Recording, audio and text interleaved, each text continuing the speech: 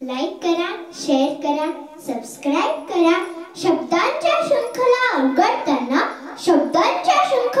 उलगडताना मनभावनांची सूड घेतं. सुख आणि दुःखांच्या वळव वाटताना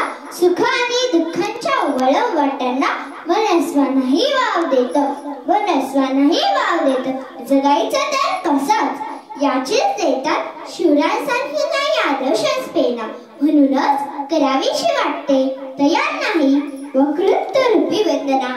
मी कुमारी चैतन्य ज्ञानेश्वर उंडे प्रस्तुत विचार मंचावर विषय मांडते शिवचरित्र.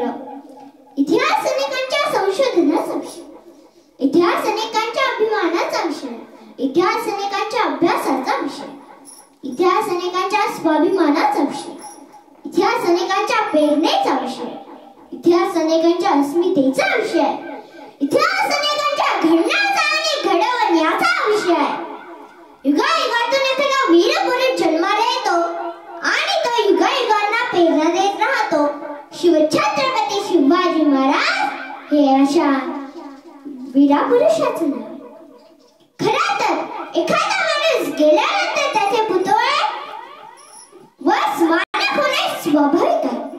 परंतु एखाद्या माणसाच्या जिवंतपणे त्याच्या कर्तृत्वाची स्मारके उभा राहत असेल तर ते भाग्य शिवछत्रपती शिवाजी महाराज यांच्या वाट्याला.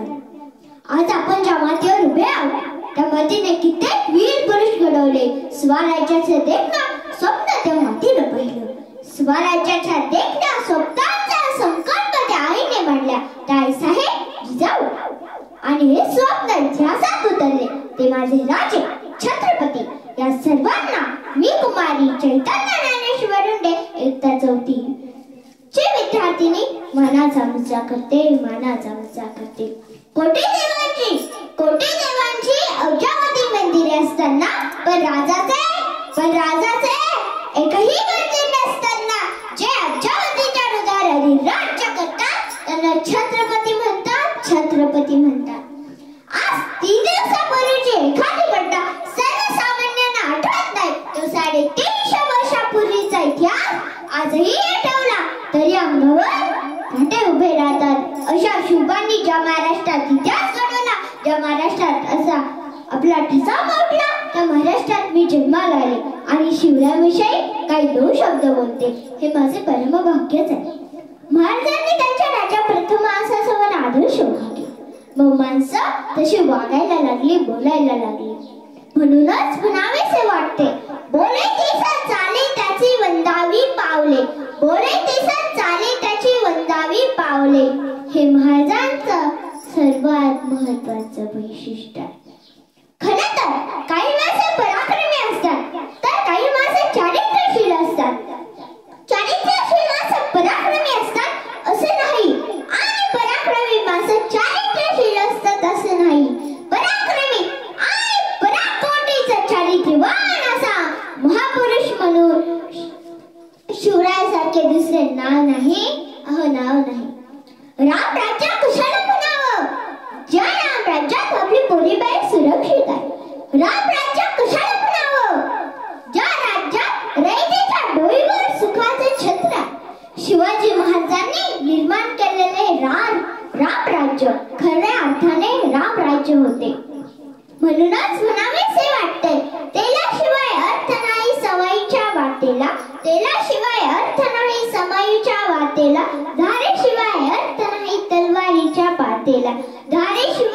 नाही तलवारीच्या पातेला.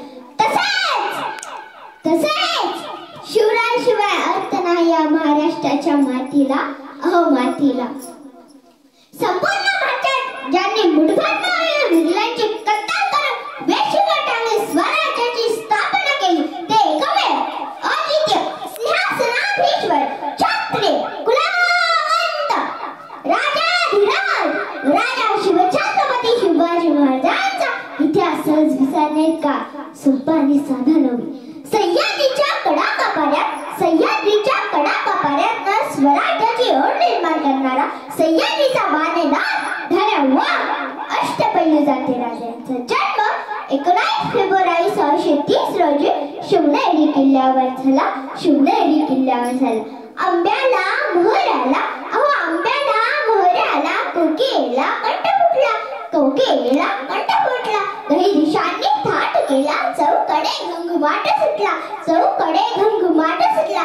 अशा या पवित्र वातावरणात आईसाहेब जिजाऊंनी एका महान सुपुत्राला जन्म दिला, एका महान सुपुत्राला जन्म दिला.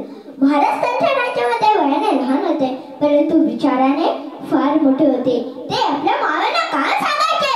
सुलतानाच्या वतनदारीने आपण संतुष्ट राहावे का? दुसऱ्याच्या उजळणे पाणी प्यावे का? परके छोटी आपली माणसं विनाकारण म्हणतात, कुटुंबाचे कुटुंब उद्ध्वस्त होतात असे बोलल्यानंतर शिवरायांचे बाबा रागाने बुलंद शिवरायांच्या वचनावर चालण्यासाठी एका पायावर तयार असतात. हिंदवी स्वराज्य निर्माण करणे कठीण होते, काळ कठीण होता, पण शिवरायांनी स्वाभिमान सोडला नाही. म्हणूनच म्हणावेसे वाटते, जगणारे ते मावळे होते, जगणारे ते मावळे होते, जगवणारा तो महाराष्ट्र होता, जगवणारा तो महाराष्ट्र होता. पण स्वतःच्या कुटुंबाला विसरून जनतेकडे मायेने हात फिरवणारा तो आपला शिवबा होता, शिवबा होता. स्वराज्याच्या दिव्य पौरुषा सहस्रवंदन तुला तुला, सहस्रवंदन तुला तुला. तुझ्या बिंदूच्या तृष्णेपोटी, तुझ्या बिंदूच्या तृष्णेपोटी इतिहासाचा जन्म झाला, इतिहासाचा जन्म झाला. शिवाजी महाराजांनी राज्य उभा केलं, पण त्या राज्याला शिवराज्य नाही ठेवलं. ठेवता आलं असतं, पण नाही ठेवलं. नाव काय ठेवलं? स्वराज्य. माझं राज्य मी या मातीत उगवलेला, कुणी कुणी या राज्याच्या नावाचा उच्चार करावा. स्वराज्य, माझं राज्य, माझंच ना. मलाच लढलं पाहिजे, मलाच झगडलं पाहिजे, मलाच मेलं पाहिजे. ही उर्मी इथल्या प्रत्येकाच्या मनात रुजली, फुलली, भरली. मग इथली माणसं या मातीसाठी मरायला, झुंजायला, लढायला तयार झाली, लढायला तयार झाली. हे महाराजांचं सर्वात महत्वाचं वैशिष्ट्य आहे. असं काही लिहावं की कोणी ते पुसू नये आणि पुसताना म्हणून का नाही रुसू नये. असाच काहीसा इतिहास लिहून ठेवलाय न पुसता येणारा. ज्या इतिहासानं समाजात नवक्रांतीचा उदय केला, ज्या इतिहासानं स्वराज्यापासून अलिप्त असणाऱ्या महाराष्ट्रातील जनतेला स्वराज्याच्या प्रवाहात आणून त्यांच्यात आमूलाग्र बदल घडवला व स्वराज्याची निर्मिती केली.